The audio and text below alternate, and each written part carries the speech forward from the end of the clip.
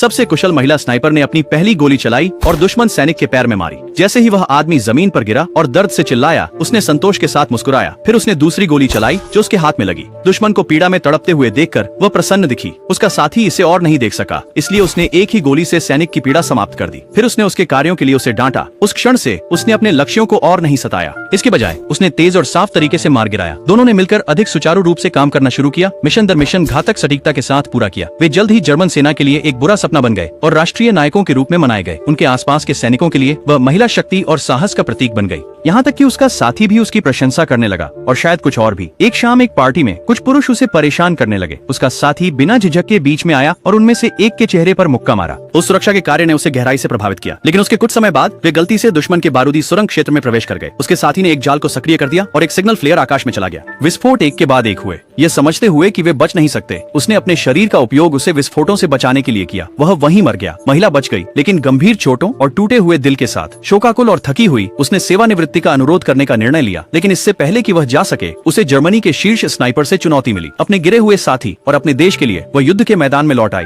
Sniper द्वंद्व धीमे और मौन होते थे। वे निशानेबाजी, धैर्य और हिम्मत की परीक्षा लेते थे। कोई भी पक्ष पहला कदम उठाने की हिम्मत नहीं कर सका। दिन रात में बदल गया, फिर रात दिन में। उसकी चोट फिर से खुल गई, भारी खून बहने लगा। उसे पता था कि अगर यह जारी रहा तो वह मर जाएगी, इसलिए उसने अपनी छलावरण हटा दी और जानबूझकर खुद को गोली चलाने के लिए उजागर कर दिया। दुश्मन स्नाइपर स्तब्ध रह गया। उसी क्षण उसने अपनी राइफल उठाई। दोनों ने एक ही समय पर गोली चलाई। वह भाग्यशाली थी कि उसकी चोट घातक नहीं थी। वह दुश्मन की स्थिति तक पहुंच गई। वहां उसने उसके हाथों में उसकी पत्नी की एक फोटो पाई। उसकी आंखों से आंसू बहने लगे। वह सोचने लगी, अगर युद्ध नहीं होता तो क्या वे दोनों खुशहाल जीवन जी सकते थे। बाद में रूसी सेना ढह गई और पीछे हटने लगी। अंतिम जहाज केवल उच्च स्तरीय अधिकारियों और प्रमुख कर्मियों के लिए थे। हर कोई जहाज पर जगह पाने के लिए बेताब था। उसी समय एक सैन्य डॉक्टर उसके पास आया और कहा कि उसने उसके लिए एक जगह सुरक्षित कर ली है। लेकिन जैसे ही वह चढ़ने वाली थी, डॉक्टर पीछे रह गया। पता चला कि उसने उसके लिए टिकट कभी नहीं लिया था। उसने उसे अपना टिकट दे दिया।